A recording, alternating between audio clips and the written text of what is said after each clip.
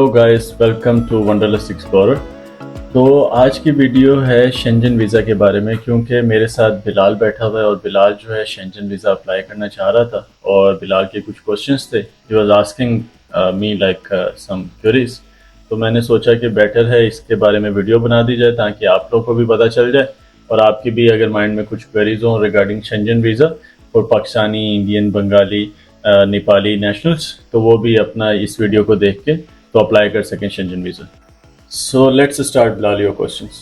अच्छा, सबसे पहले तो मेरे माइंड में ये सवाल है कि शेंगन वीज़ा अप्लाई करने के लिए मैंडेटरी डॉक्यूमेंट्स कौन से हैं, मुझे क्या क्या डॉक्यूमेंट्स चाहिए होंगे, या कोई भी अगर अप्लाई करना चाह रहा है उसके लिए क्या क्या डॉक्यूमेंट्स चाहिए होंगे।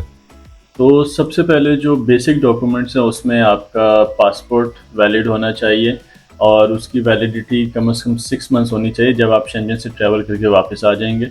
और इसके अलावा आपका जो है वीज़ा वैलिड होना चाहिए। सेम गोज़ फॉर वीज़ा भी जो है कम से कम 6 महीने यूएई का, आप क्योंकि यूएई से अप्लाई करेंगे तो उसकी वैलिडिटी भी कम से कम 6 मंथ्स होनी चाहिए after your departure from Schengen zone. और ये तो दो मेन चीज़ें हो गई। इसके अलावा आप जो है अपना एनओसी होगा आपका कंपनी से, जिस पे मेंशन होगा कि आप जो है मतलब company has no objection for you to go out in this specific dates और इस कंट्री में शेंजन के, क्योंकि आपको पता है मल्टीपल कंट्रीज़ हैं। और कंपनी मेंशन करेगी आपकी ये सैलरी है, ये सब है, और आप वहाँ से वापस आके you will join that company again. तो ये हो जाता है कंपनी एनओसी। इसके अलावा जो है आपको होटल बुकिंग, ट्रैवल जो अपना फ़्लाइट टिकट वगैरह है ये करानी होगी, but it is not mandatory कि आप जो है ये कंफर्म कराएं। आप डमी भी करा सकते हैं, क्योंकि आपको कंफर्म नहीं है कि आपको अभी वीज़ा 100% मिलने वाला है या नहीं, तो इसलिए आप डमी से काम चला सकते हैं। और ये सब तो डॉक्यूमेंट्स हो गए। इसके साथ आपका एप्लीकेशन फॉर्म जिस भी कंट्री में आप जमा कराने होंगे, आप एप्लीकेशन फॉर्म फिल करेंगे और वीएफएस से आप अपॉइंटमेंट लेंगे शेंजन जिस कंट्री में आप अप्लाई करना चाह रहे हैं। और वीएफएस जो है वो आपसे अराउंड 110 दिरहम्स इतने चार्जेस लेगा अपॉइंटमेंट के। अपॉइंटमेंट लेके ये सारे डॉक्यूमेंट्स लेके इसमें एक और डॉक्यूमेंट आपकी इंश्योरेंस भी आप करा देंगे और आप जो है वीएफएस चले जाएंगे ऑन योर अपॉइंटमेंट डेट। वहाँ पे उनकी जो भी फ़ीस है अराउंड 300+ दिरहम्स वो पे करेंगे। तो ये बेसिक डॉक्यूमेंट से लेके तो आपकी एप्लीकेशन जमा हो जाएगी वहाँ। अच्छा, तो ये तो हो गए मैंडेटरी डॉक्यूमेंट्स। इसमें आपने एक बात की है कि डमी टिकट और होटल की जो है वो डमी बुकिंग आप करवा सकते हैं, तो इस पर मुझे ये बताएं कि कोई ऑब्जेक्शन तो नहीं होगी। और इसके अलावा एडिशनल डॉक्यूमेंट्स कौन से हैं कि जो है वो हमारे केस को जो है वो स्ट्रॉन्ग करेंगे और हमारे चांसेस बढ़ जाएंगे शेंजन वीज़ा अप्रूव होने के। अच्छा, तो अभी जो सबसे पहले डमी टिकट और ये जो है ये एम्बेसीज़ वालों को भी पता होता है कि ज़्यादातर लोग ये डमी टिकट्स और डमी होटल बुकिंग ही कराते हैं, क्योंकि ऐसे अगर आप करा लेंगे कंफर्म देन अगर आपको वीज़ा नहीं मिला तो आपका काफ़ी ज़्यादा लॉस हो सकता है। तो इसलिए ये ऑलवेज़ जो एम्बेसी और अगर वीएफएस वालों से भी डिस्कस किया जाए ज़्यादातर वो यही रिकमेंड करते हैं।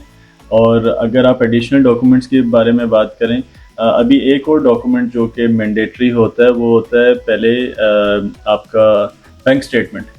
हम आपको डिटेल में वीडियो बनाएंगे इट्स बेटर बैंक स्टेटमेंट के बारे में कि कैसे आपने मेंटेन रखने क्या है। लेकिन अब एडिशनल डॉक्यूमेंट्स की बात की जाए तो एडिशनल डॉक्यूमेंट्स में आपका टेनेंसी कॉन्ट्रैक्ट लग सकता है। अगर आप रेंट पे रह रहे हैं, अगर आपके पास कोई प्रॉपर्टी है तो आप अपनी टाइटल डीड्स लगा सकते हैं।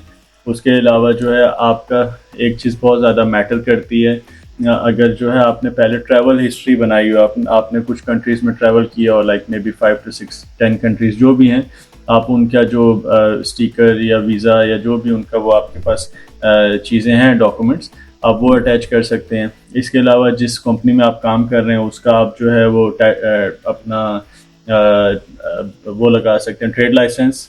और फिर आप अगर खुद ऑनर है कंपनी के तो आप अपनी कंपनी का ट्रेड लाइसेंस लगा सकते हैं। और इसके साथ जो है आप अपना अगर टैक्स पे कोई आपके सर्टिफिकेट्स हैं वो अटैच कर सकते हैं। तो ये सारे डॉक्यूमेंट्स जब आप लगाएंगे तो आपके केस बहुत स्ट्रॉन्ग हो जाएगा और चांसेस बहुत बढ़ जाएंगे आपको वीज़ा मिलने के।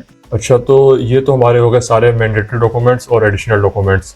अब इसके अलावा लेट सपोज मेरे पास ये सारे डॉक्यूमेंट्स जो है वो मैंने कंप्लीट कर लिए हैं और इसमें ये सब डॉक्यूमेंट्स सबमिट करवाने के बाद हमारी जो जॉब डेजिग्नेशन है वो कितनी ज़्यादा मैटर करती है। वाइट कॉलर जॉब है या ब्लू कॉलर जॉब है, कॉर्पोरेट सेक्टर में जॉब कर रहे हैं, तो ये भी कुछ मैटर करती है शेंगन वीज़ा लेने के लिए।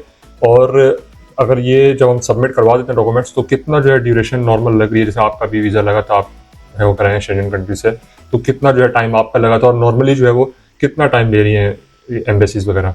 तो जी ये अपना बिल्कुल एक अहम चीज़ है कि आपकी जॉब डेजिग्नेशन और आप मतलब किस पोस्ट पे काम कर रहे हैं, बहुत मैटर करती है ये।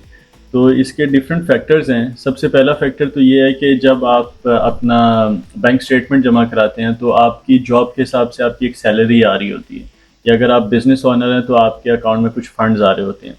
जब आप किसी शेंजन जोन को सिलेक्ट करते हैं, लेट्स से स्विट्ज़रलैंड या कुछ भी, तो अब वहाँ पे रहने का, वहाँ ट्रैवल करने का, फ़्लाइट टिकट, वहाँ के एक्सपेंसेस बहुत ज़्यादा हैं। तो अगर तो आप एक वर्कर हैं और आपकी सैलरी लेट्स से 1200 दिरहम या 1500 दिरहम्स, तो ये तो समझें कि अगर आप 5 दिन के लिए या 10 दिन के लिए अगर आप स्विट्ज़रलैंड जाते हैं तो आपके वहाँ का खर्चा आना जाना और रहने वगैरह का अगर आप एज अ टूरिस्ट शो करके जा रहे हैं तो 15-20 हज़ार दिरहम तो आपका वैसे ही लग जाता है वहाँ पे। तो इसका मतलब ये है कि आप कमा रहे हैं 1500 दिरहम और आप अपने समझें 1.5 साल 2 साल की सैलरी वहाँ पे 10 दिन में लगा देंगे। तो वो जो मतलब वीज़ा कॉन्सुलेट वाले जो होते हैं वो समझते हैं ये चीज़ कि ये आपका क्या पर्पस है। तो इसलिए आपकी डेजिग्नेशन अच्छी होनी चाहिए, आपकी सैलरी अच्छी होनी चाहिए।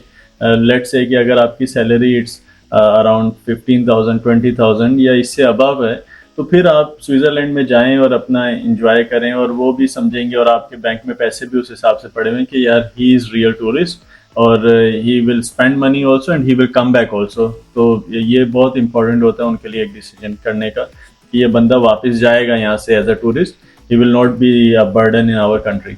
तो ये तो हो गया आपको के डेजिग्नेशन और ये चीज़ें। अब कितना ड्यूरेशन लेता है वीज़े का, तो एम्बेसीज का टाइम होता है mostly like around 15 working days.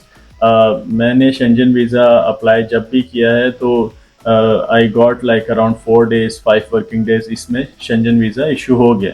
But जो उनका मैक्सिमम टाइम होता है it is like 15 working days, so it's like between 2 to 3 weeks. और कुछ केसेस में ये भी सुनने में आया कि वो ज़्यादा स्क्रूटनी या चीज़ें चेक करनी होती हैं तो वो कभी 1 महीना भी लग जाता है। But maximum like with in 2 weeks आपको डिसीजन मिल जाता है येस और नो का। अच्छा, तो इसके बाद एक चीज़ ये भी बताएं, ये भी एक बहुत ज़्यादा कन्फ्यूजन होती है लोगों को कि जैसे कि शेंजन में जो है अराउंड 30 कंट्रीज़ जो है वो अंडर आती हैं शेंजन वीज़ा के, तो कौन सी कंट्री ऐसी है, क्योंकि हर बंदा जो है वो स्विट्ज़रलैंड के लिए अप्लाई कर देता है, तो कौन सी कंट्री ऐसी है जिसके लिए अप्लाई करें तो there will be more chances for approval, तो ज़्यादा अप्रूवल मिलेगा, कौन सी ऐसी कंट्री है? तो अब शेंजन में अराउंड 28 to 29 कंट्रीज़ हैं एज ऑफ टुडे। और इसमें क्या है कि अब वही बात है कि फैक्टर्स पे डिपेंड करता है कि आप जो है एज अ टूरिस्ट अगर जा रहे हैं और आपकी पहले भी कोई ट्रैवल हिस्ट्री है, तो अगर आप नेचर ट्रैवल पसंद करते हैं तो स्विट्ज़रलैंड ऑफ कोर्स वहाँ पे नेचुरल बहुत चीज़ें हैं आपको मतलब वहाँ पे वो मिलेंगी। और आप जब स्विट्ज़रलैंड का वीज़ा अप्लाई करते हैं तो आपके चांसेस ज़्यादा होते हैं कि वीज़ा ऑफिसर देखता है ही लव्स नेचर और पहले भी ये नेचर से एक्सप्लोर कर रहा है, स्विट्ज़रलैंड में भी नेचर है और इसलिए यहाँ पे आ रहा है। तो बट लोग डिफरेंट चीज़ें मार्केट में डिस्कस कर रहे होते हैं कि भाई इस कंट्री में अप्लाई कर दो, इस कंट्री में अप्लाई कर दो, लेकिन ये टोटल आपके उस पे है, मतलब कि आपका कैसे डॉक्यूमेंटेशन है, आप की बैंक स्टेटमेंट कैसी है और आपकी क्या डेजिग्नेशन है, ये सारे फैक्टर्स मिल के जो है ना आपका किसी भी कंट्री के वीज़े का चांस इंक्रीज़ करते हैं या डिक्रीज़ करते हैं। तो इसलिए मेरा एक्सपीरियंस तो स्विट्ज़रलैंड, नेदरलैंड, जिस भी कंट्री में अप्लाई किया तो like they just check your documents और अगर मतलब सही हैं तो they grant you visa. But अभी जैसे रोमानिया और बल्गेरिया वगैरह भी एंटर हुए हैं तो they are newly Schengen zone. तो अब इसमें प्लस माइनस दोनों चीज़ें हैं। वो चाहेंगे कि आपको वीज़ा दें बट अगर आपके डॉक्यूमेंट सही हैं तो देयर आर मोर चांसेस, इतना ज़्यादा वो आपको टाइट वो नहीं वो आपके केस को देखेंगे, but still it depends on all on your documents कि आपके डॉक्यूमेंट्स कैसे हैं और अगर सही कंप्लीट डॉक्यूमेंट्स हैं then you can go ahead for that. अच्छा, तो लास्ट क्वेश्चन मेरा ये है बैंक स्टेटमेंट से रिलेटेड। तो बैंक स्टेटमेंट जो है किसी भी वीज़ा जर्नी के लिए बहुत ज़्यादा इंपॉर्टेंट है and same goes for Schengen zone. तो इसके बारे में हम जो है आपको पार्ट 2 में सिर्फ बैंक स्टेटमेंट के बारे में बताएंगे जो कि एक कॉम्प्रिहेंसिव वीडियो होगी। और आप इस चैनल को सब्सक्राइब करें, फॉलो करें ताकि आप वो वीडियो मिस नहीं करें। और उसमें आपको बताया जाएगा कि कैसे हमने बैंक स्टेटमेंट मेंटेन रख के, और जब भी शेंजन वीज़ा अप्लाई किया तो even for single entry, multiple entry, always कभी वीज़ा रिजेक्ट नहीं हुआ। तो we will share our that secret with you guys. Thank you.